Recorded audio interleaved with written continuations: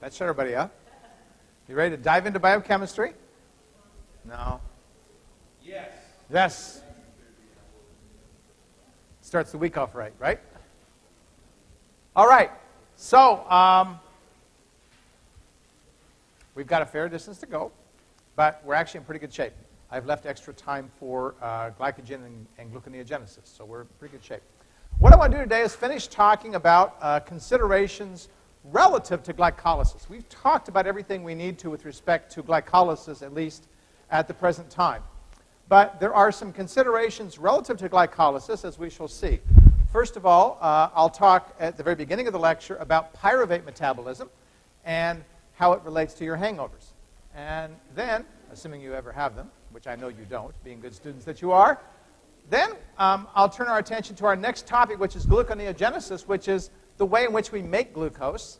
And you may not think about this a lot, but it turns out that making of glucose is every bit as important as breaking it down. So we've got to learn something about that.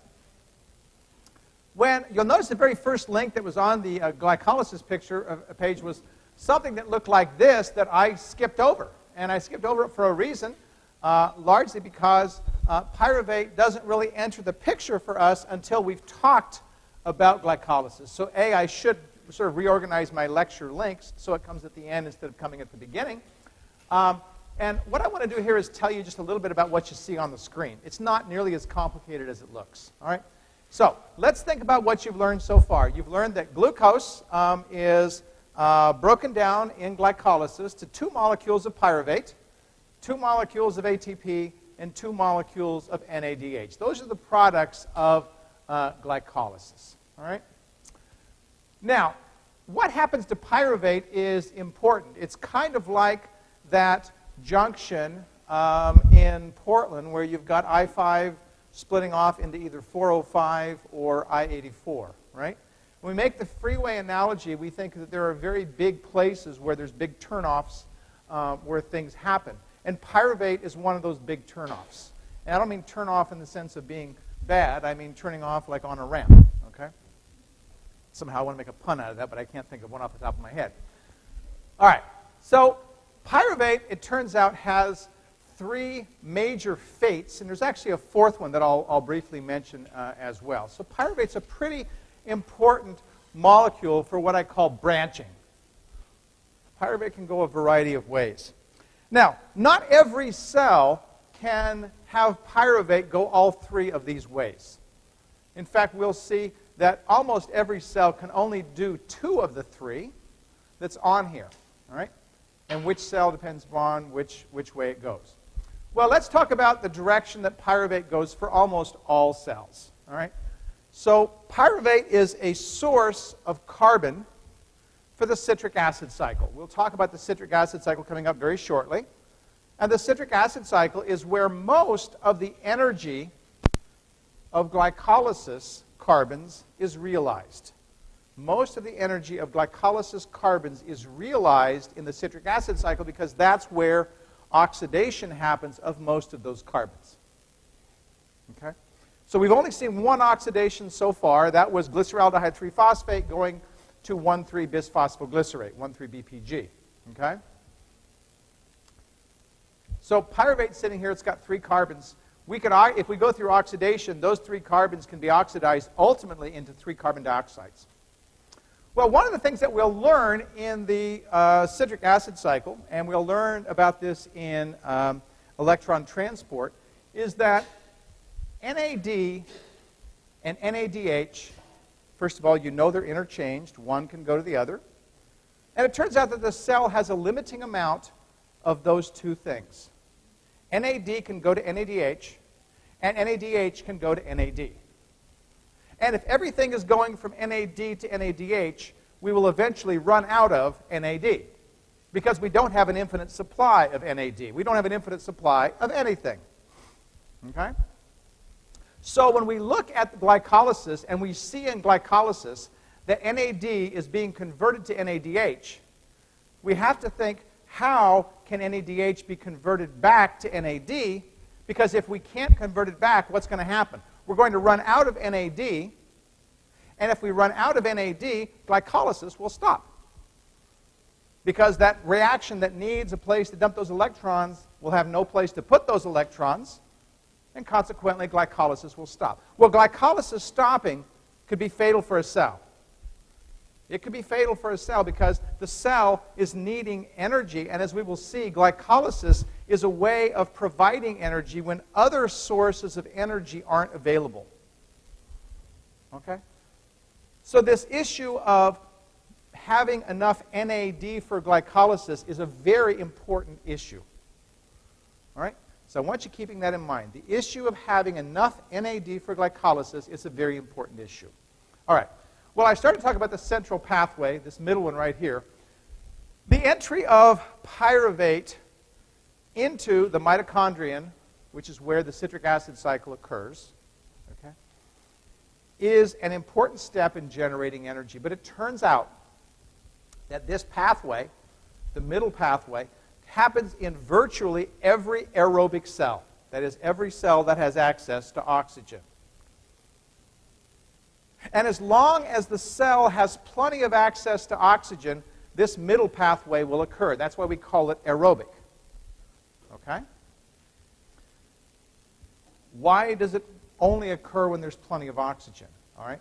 It turns out, as we shall see in electron transport, that plenty of oxygen is necessary for converting NADH back to NAD. Okay? So plenty of oxygen is a requirement for converting NADH back to NAD. If we don't have NADH going back to NAD, then we have to find an alternative way to convert NADH back to NAD, because I've told you if you don't have enough NAD, glycolysis is going to stop and the cell's going to die. Everybody with me so far? So as long as we have plenty of oxygen, we're fine, all right? Well, we're all sitting here. We're not exercising overly heavily. We're thinking fondly about 45 minutes from now when class is done, all right? We have no shortage of oxygen. Our cells are full of oxygen, all right? We're not breathing heavily. We don't need to, because when you hear that you're not breathing heavily, it means either A, you're dying, or it means that your body isn't needing oxygen. You've got plenty of oxygen. Your cells are nicely full of oxygen, and they are right now going through this cycle to some extent. We'll talk about that later, okay? But they're not being pressed because they need more oxygen. Now, if I go out and I decide to go jogging, and I love to go jogging, if I decide to go out and go jogging in the morning, which I do, all right, as I'm going through that jog, a little ways down the road, I am finding that I start breathing heavily. Body is saying, okay, Ahern, we need some more oxygen. And why do we need more oxygen? Because I need to run this cycle more. And this cycle needs NAD just like glycolysis needs NAD. So now I got a couple things working on me. Got to get that oxygen so I can keep glycolysis going and keep the citric acid cycle going. Okay? Well, if I exercise long enough and hard enough and far enough, please turn that off, thank you. If I exercise long enough and hard enough and far enough, I can actually exceed my body's capacity to deliver oxygen to those cells. Does that mean I'm going to die? Fortunately, no, because if it did, every time I breathed heavily, I probably would die. Okay? So would you. Nobody laughed at that. They laughed when I said I was going to die. They didn't laugh when they said they were going to die, okay? The joys of being an instructor, guys, you know. It's like, oh. Okay. All right. So let's imagine that I'm doing that. I've been running very hard on one of my morning runs, and my muscle cells are just not getting enough oxygen from the blood that they need. That does happen. Okay? People confuse this. Oh, by the way, people confuse this because when they start getting to that state, they always say, oh, man, I'm really going aerobic. Right? This aerobic exercise is really good, when in fact what they're really doing is they're going anaerobic. They don't have enough oxygen. That's why they're breathing heavily. They confuse breathing heavily with being aerobic. Okay? They're going anaerobic. They're not going aerobic. They're going anaerobic. That's why they start breathing heavily. The body is signaling, I need more. Well, when they go anaerobic, what happens? Well, we don't have a way now of converting NADH back to NAD, so what's going to happen? Our NAD concentrations are going to start going low, and as our NAD concentrations go low, we better have a backup or we're in trouble. That's where the other two pathways come in. Okay? Well, I'm an animal, in many ways, all right? Bad joke, too. All right. I'm an animal, and so my pathway on the left here takes pyruvate and converts it into lactate. Lactic acid. By the way, lactate is not lactose. They're different things. Lactate has 3 carbons. Lactose is a sugar that has 12 carbons. Okay? To convert pyruvate into lactate, oh my goodness, look what happens. It takes NADH and converts it back to NAD. This is an alternate way for me to make NAD. Here's what you'll like. It's called fermentation. I go through fermentation whenever I exercise too heavily. I'm going through some other fermentation here. Okay? I'm going through fermentation when I exercise too heavily. So are you. Okay? Fermentation simply means anaerobic breakdown of pyruvate. Okay? I'm not making alcohol. I'm making lactate. Now, lactate is kind of a dead end. Lactate, my body doesn't really do much with. Only later, when my oxygen levels get back up, will this reaction reverse and make pyruvate. But for that time when I'm running, making lactic acid is the way that my cells are staying alive. Now, I'll give you an idea about what happens with this. Okay? If I start and go through the center pathway, I start with glucose up here and I go straight down. If I do that, I end up with 6 carbon dioxides and 6 waters. Complete oxidation of glucose. That complete oxidation of glucose makes a bunch of NADH, and NADH gets converted to ATP, blah, blah, blah. The bottom line is if I start with glucose up here and I go straight down through that middle pathway to the bottom, I generate 38 ATPs. And by the way, the actual number varies depending upon who you read. It's not a big deal. But I generate a lot of ATP. 38 is the number we'll use in this class. 38 ATPs, okay, for 1 molecule of glucose. On the other hand, if I go this pathway, first of all, lactate's a dead end, so it's not going to anything else. I end up with a net of 2 ATPs. I end up with a net of 2 ATPs. You can see that I get a heck of a lot more ATPs if I go this pathway than if I go this pathway, right? My question to you is, if I want to lose weight, do I want to go aerobic or do I want to go anaerobic? Do I want to go the middle pathway or do I want to go the pathway on the left? How many say middle? How many say left? Okay. The answer is left. You actually want to go anaerobic, and everybody, this is where everybody's talking about going aerobic. They want to go anaerobic because they're burning more glucoses and getting fewer ATPs. That burns more stuff up. The less efficiently you do things, the more weight you're going to lose. Kind of cool? Kind of contrary to what you've been thinking about, isn't it? All right? Okay. Well, that's what happens in us. If we take a look in bacteria and yeast, and by the way, this isn't much of a concern for plants because plants don't really go anaerobic. They've got sort of a constant need and supply of oxygen. They don't go running like we do. Okay?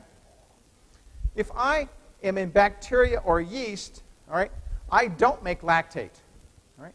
Instead, I take pyruvate and I convert it into ethanol and carbon dioxide. I'm going to show you that reaction in a second. But the same purpose is there, converting NADH back to NAD. This is also known as fermentation, and this fermentation is the one that you think about because you make alcohol with it, ethanol. You use it in brewing, make beer, make wine, etc. Okay. Now, let's take a look at, well, here's the pyruvate to lactate. That's just pyruvate going to lactate. You don't need to know the enzyme. You don't even need to know the structures, but I'll just show you what's happening. A ketone is becoming an alcohol. All right? All right. Here? Yeah. Oh, yeah, sure. Go back to this guy. Okay? All right. So that's starting from glucose. So we're going to get 2 pyruvates. 2 pyruvates give 2 carbon dioxides and 2 ethanols. All right. Let's take a look at alcoholic fermentation. Students always like this one. All right? Here's what's going on. All right? we have pyruvate right here. That's a byproduct of glycolysis. And that's coming ultimately from the glycolysis pathway down around here. There's that reaction that requires the NAD. It's creating NADH, which is what you see here. It produces 1,3-BPG, blah, blah, blah, blah, blah. Ultimately, we get pyruvate. The cell is short of oxygen, and this is why when you're brewing, you close up the bottle so that they don't have enough oxygen to do things. They run out of oxygen. They need to stay alive, and to stay alive, they go through this pathway down here. Now, this pathway down here, as we will see, is interesting. This pathway converts pyruvate into acetaldehyde. Yes, I think you should know that. And acetaldehyde is converted into ethanol by the enzyme alcohol dehydrogenase. Okay? Now, the difference between what bacteria do and what we do, or yeast do and what we do, is they make this acetaldehyde from pyruvate. We don't do that. We don't make acetaldehyde from pyruvate. But here's something that's puzzling. The puzzling thing is that we have alcohol dehydrogenase in our cells. Why the heck do you suppose we have alcohol dehydrogenase in our cells? If we can't make acetaldehyde from pyruvate, why is it there? And wouldn't it be cheap? Wouldn't you be a much cheaper drunk if you could just do that, right? Give me some pyruvate. Anybody any thoughts? Okay, I'll give the, this is Monday, right? This is Monday. People aren't thinking yet. You'll get into gear tomorrow, all right? The answer is ethanol's toxic. Does that help? We're detoxifying it. We're running the reaction backwards. We're taking and making ethanol into acetaldehyde. And guess what gives you the hangover, guys? Acetaldehyde. And you have alcohol dehydrogenase to thank for it. That's what's happening in your liver. Your liver is converting ethanol to acetaldehyde. Acetaldehyde itself is very readily oxidized and gives acetic acid, which some people also say contributes to the hangover. Okay? So that's the difference between yeast and us. Okay. Let's see. What else do I want to say? These guys, thiamine right here is a vitamin. Okay? Thiamine is a precursor of thiamine pyrophosphate. This coenzyme is what it's called. This coenzyme, as I will talk about it later when I talk about the citric acid cycle, is necessary for the decarboxylation of pyruvate. Okay? That loss of carbon dioxide of pyruvate. We'll talk about that later. Okay, so, and let's see. That's the same thing that's going on in us. All right? There's the glycerol 3-phosphate, 1,3-BPG, pyruvate going to lactate, regenerating NAD. You'll notice that we're regenerating it to make lactate, and again, the bacteria are regenerating it, all right, regenerating NAD to make ethanol.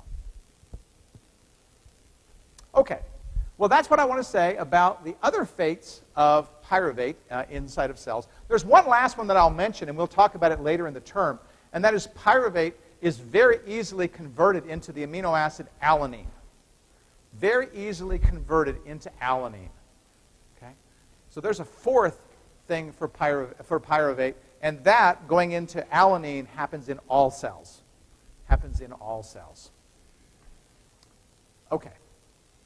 Questions, comments before I start talking about carbohydrate storage?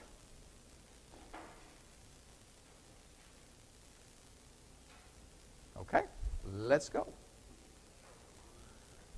All right, I'd like to break carbohydrate storage down into really two big things to think about.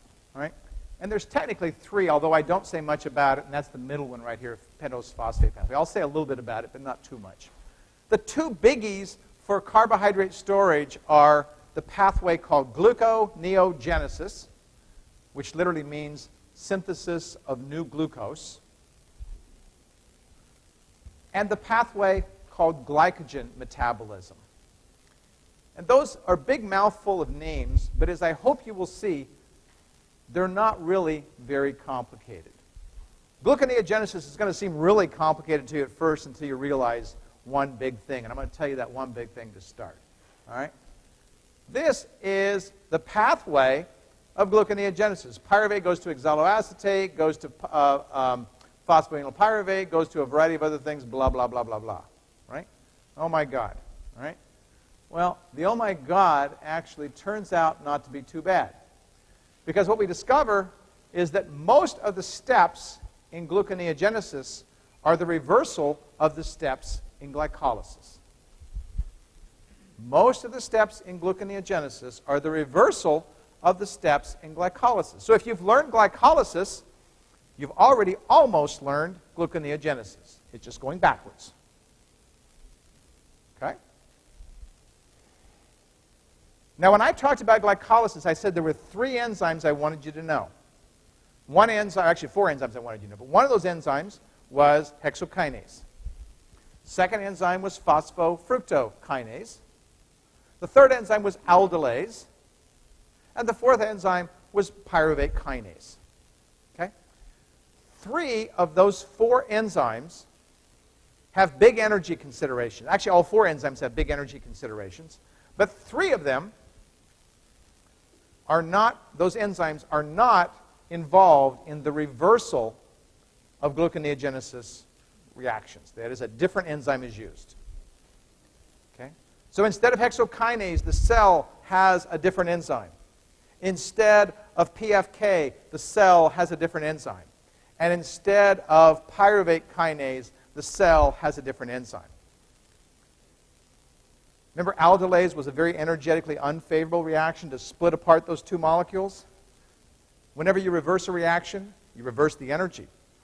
So something that's energetically unfavorable going down in the glycolysis direction becomes energetically favorable in the gluconeogenesis direction.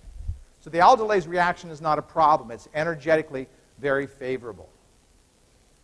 The other 3 were very energetically favorable in the glycolysis direction. Remember, pyruvate kinase was the Big Bang?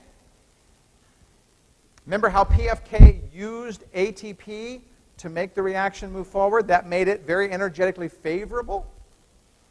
Remember how hexokinase used ATP to make that reaction go, which also made it very energetically favorable?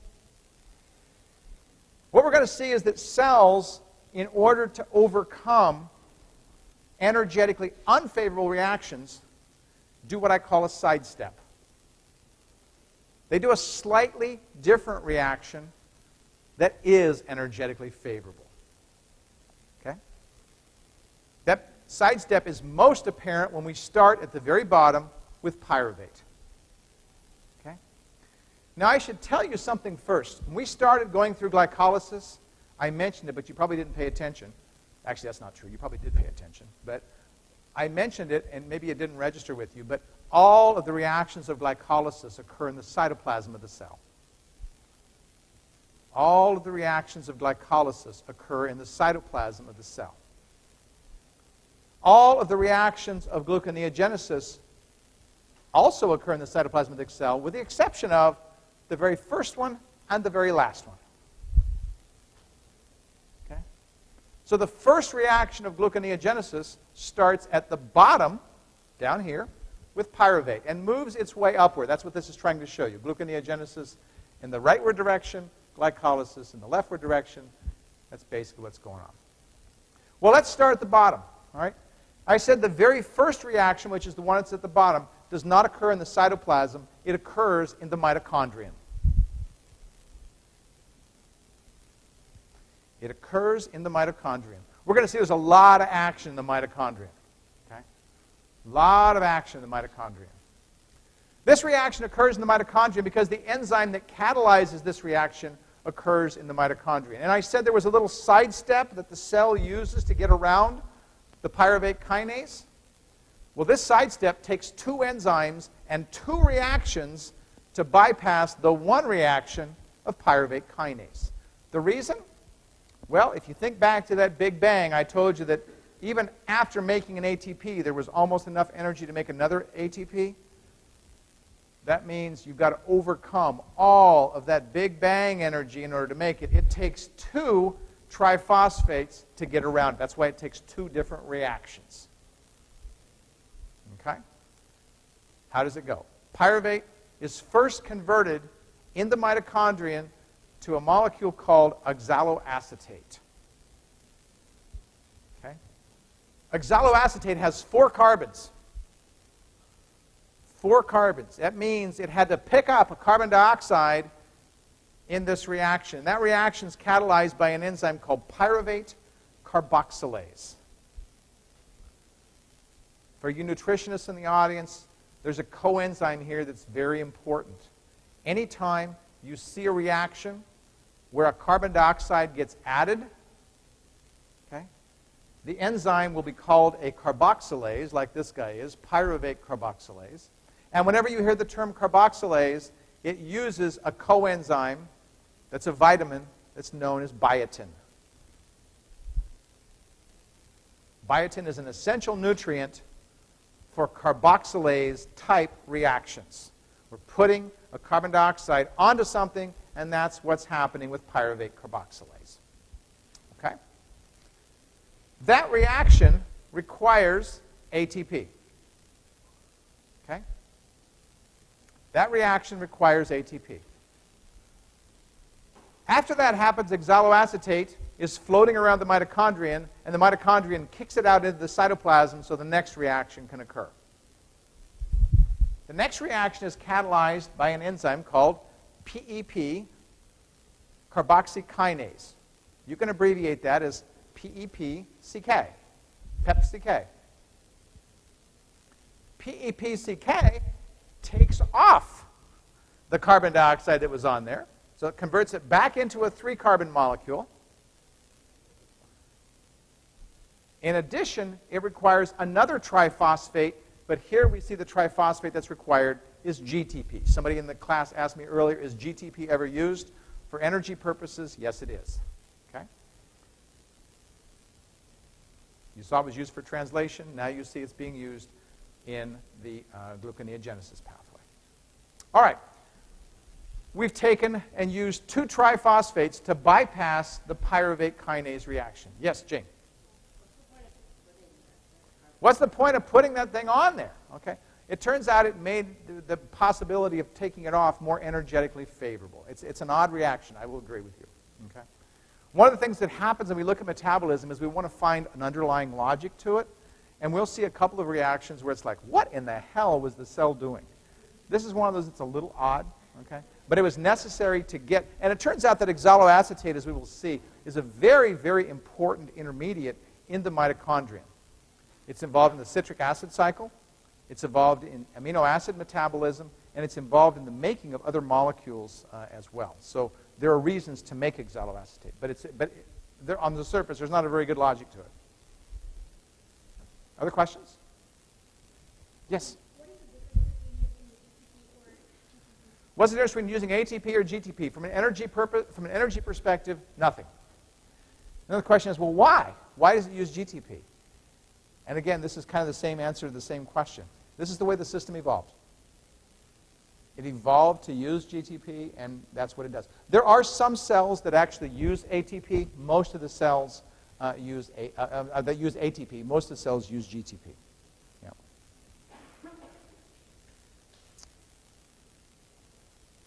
You guys look like you need to stretch. Stretch. Get up and stretch. Come on.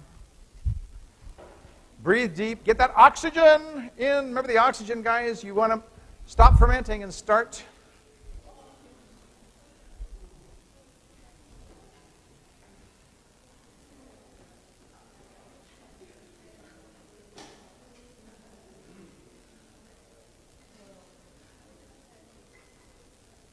We may have to have an extra credit today, so. Did I hear a vote for that? Is that?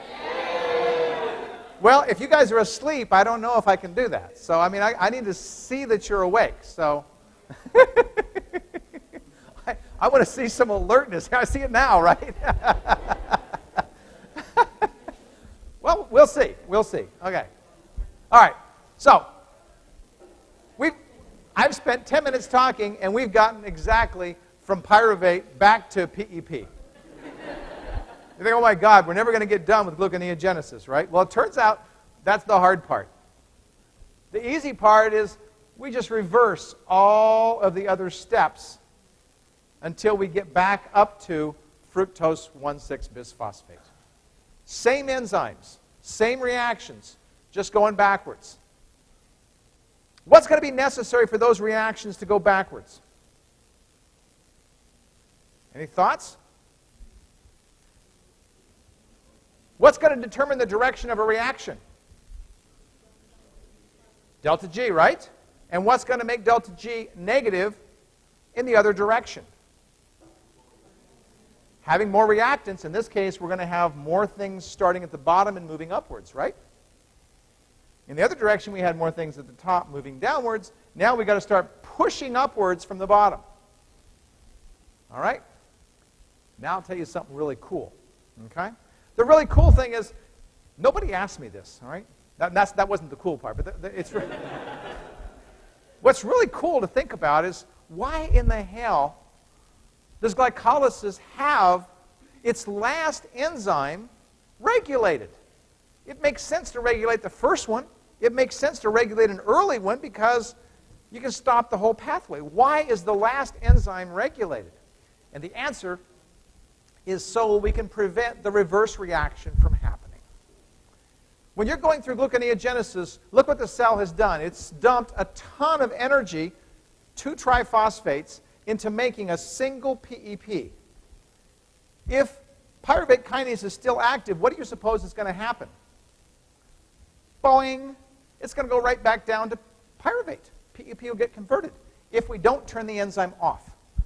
So being able to turn the enzyme off allows gluconeogenesis to proceed. Remember, we've got to fill up from below, and if we start leaking at the bottom, we're not going to have gluconeogenesis going on. That's why the last enzyme of glycolysis is regulated. Make sense?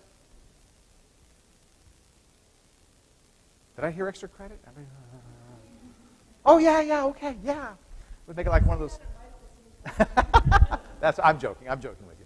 Okay, so now we're going to reverse everything until we get to fructose 1,6-bisphosphate.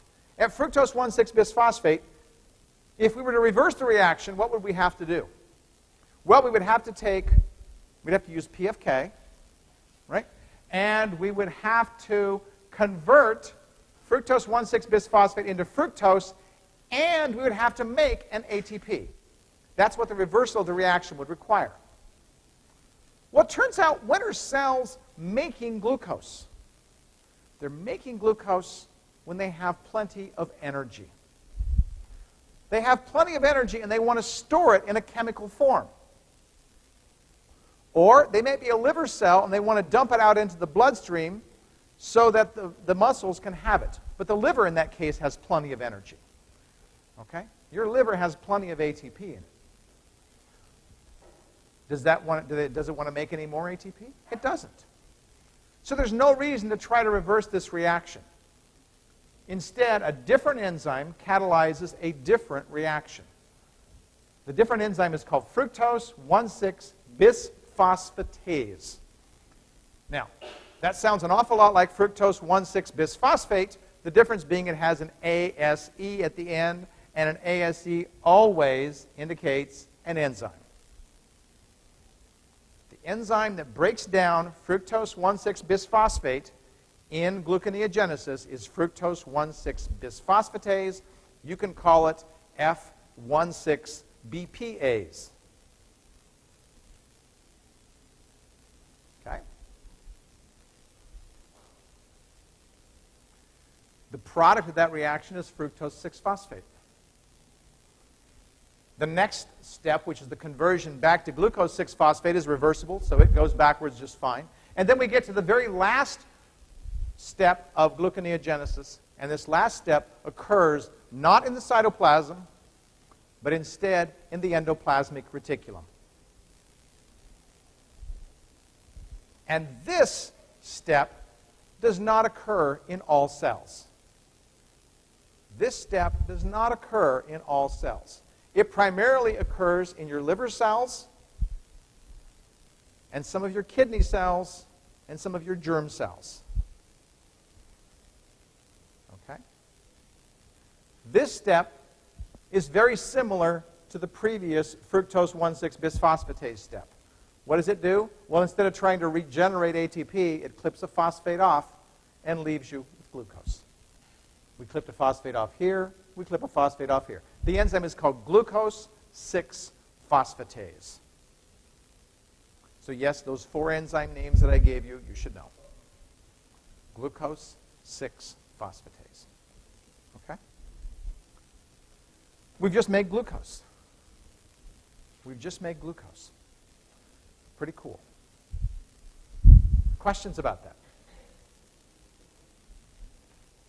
Hopefully that wasn't too bad, too painful. All right. Let's do a couple of things here. All right. Let's talk about something we talked about earlier in glycolysis. When I showed you the regulation of PEPCK, I told you there were 2 things that turned on PEPCK. One thing turned it off. Why would you turn off PEPCK? What's glycolysis? Let's think about this. Let's think it through, not look at notes and memorize, but let's think about this. Glycolysis is generating what? Energy, right? Okay. So if the cell has plenty of energy, it doesn't want to run glycolysis, right? What's going to turn off PEPCK? Something indicates high energy, ATP is going to turn it off. Okay? What indicates low energy? AMP.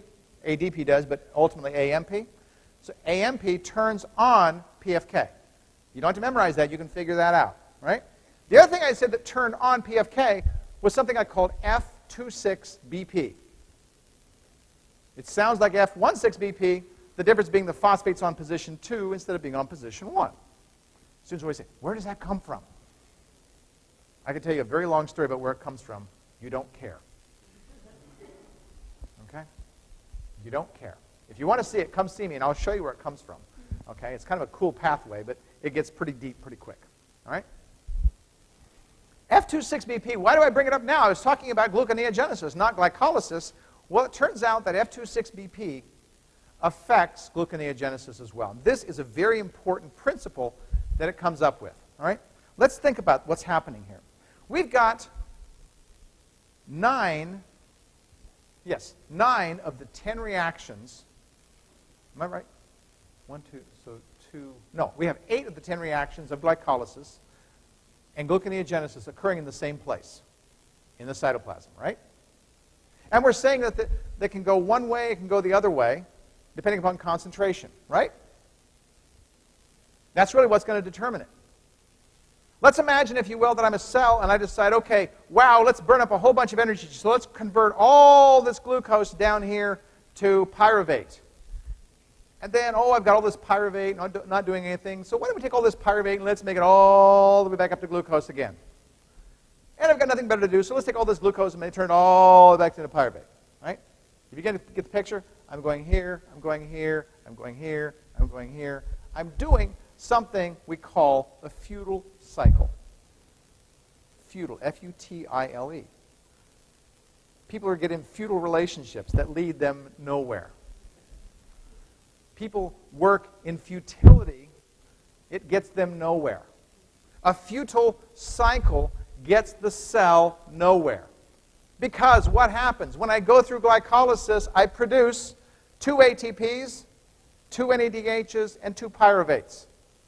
When I go through gluconeogenesis, it starts with 2 pyruvates, those get gobbled up. It uses 2 NADHs, those get gobbled up. But it takes 4 triphosphates. Actually, it takes 6 triphosphates because I have to make 2 more up along the way. All right? So 6 triphosphates. So I get 2 over here, I come over here, I burn 6, use 2, or make 2, burn 6. Every time I go through this cycle, I'm losing 4 triphosphates, right? What does that mean? It means I'm not getting anywhere. It's futile, right? Now, there's one good thing that happens out of that. I'm producing heat. And occasionally, that can be beneficial. But 99.99% of the time, it's totally futile. So the cell doesn't want to have both anabolic and catabolic processes occurring at the same place at the same time. I don't want glycolysis going on at the same time as I have gluconeogenesis going on. I hope you're getting to your point, Ahern, and I am. fructose 2,6-bisphosphate, F26BP, activates PEPCK and turns off F16BPase. The same corresponding enzymes. PEPCK was in glycolysis, F16BPase was in gluconeogenesis. One's turned on, the other's turned off. This is a principle we call reciprocal regulation. It's a very important concept. I can turn on one pathway with the very same thing that I turn off the other pathway with. It's a very simple scheme. One thing works for both. And we'll see this happen other places in metabolism. Reciprocal regulation. Very, very useful, very, very simple, and very cool. When F26BP goes away, PEPCK doesn't work very well, even in the presence of AMP. It really, really likes F26BP. When F26BP goes away, PEPCK pretty much slows down or stops. And now F16BPase starts up. So I turn off glycolysis and turn on gluconeogenesis. This reciprocal regulation keeps the cell from spinning its wheels. Okay? That's a very, very useful concept to know. And that is really what the role of F26BP is. That's what it looks like. You don't need to know that structure. Okay. Everybody with me? You understand what reciprocal regulation is and why it's important? You could tell me that on an exam? Okay. All right. Let's take a look at this. This is kind of a cool cycle. Okay. It's called the Cori Cycle. How many people here have ever heard of the Cori Cycle? Okay. Oh, good. Most of you have. All right. So the Cori Cycle is really an illustration from a body's perspective of what I've just been talking about. Now, I want you to remember that a reciprocal regulation and a futile cycle is relevant for a single cell. It's not relevant for something that's happening in the body because, as you will see, your liver is doing something that's exactly the opposite of what your muscles are doing, and that turns out to be pretty important. Let's imagine that I am out for my morning run, and I get to that point where I'm really not using oxygen very effectively. So my muscle cells are running out of oxygen. I shouldn't say not using it, but I'm not delivering it very effectively. My muscles are using oxygen. My muscles are not getting oxygen. Boy, they're not getting oxygen, so they're going to start fermenting. They've got to produce the same amount of ATP, but they're only making 2 instead of 38, right? They need 19 times more glucose to make the same amount of ATP as they do when they have oxygen. They need a heck of a lot more glucose. Right? This is where the Cori cycle kicks in. So let's start at my muscle cell. My muscle cell is burning glucose. It runs out of oxygen. It gets to pyruvate and goes, hey, you better keep glycolysis going. We got to convert pyruvate into lactate. Lactate, I told you, was a dead end, right? Lactate's a dead end. The muscle cell says, I don't have any use for this lactate, so it dumps it out in the bloodstream.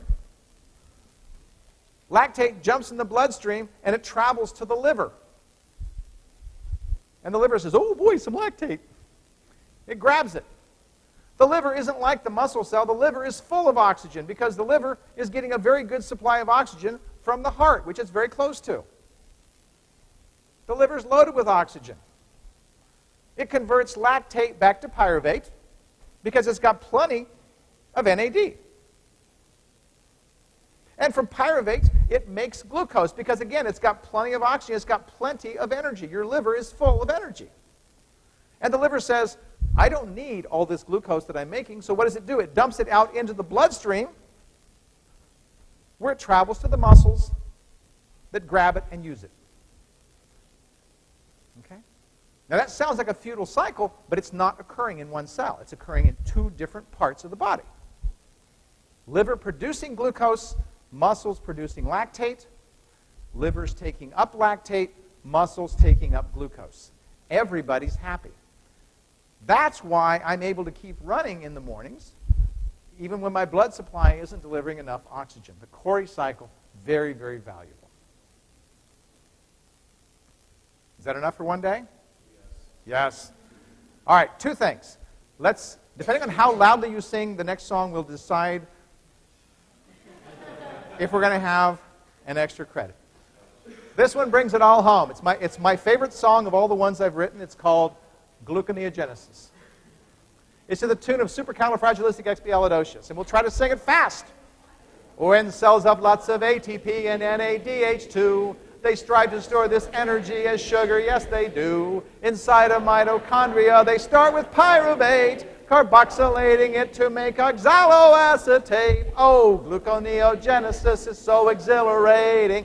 Memorizing it can really be exasperating. Liver cells require it, so there's no need for debating. Gluconeogenesis is so exhilarating. Glucose, glucose, come to be. Glucose, glucose, come to be. Oxaloacetate has got to turn to PEP, employing energy that comes from breaking GTP. From there it goes to make a couple phosphoglycerates, exploiting enolase and mutase catalytic traits. Oh, gluconeogenesis is liver specialty, producing sugar for the body most admirably. 6 ATPs per glucose is the needed energy.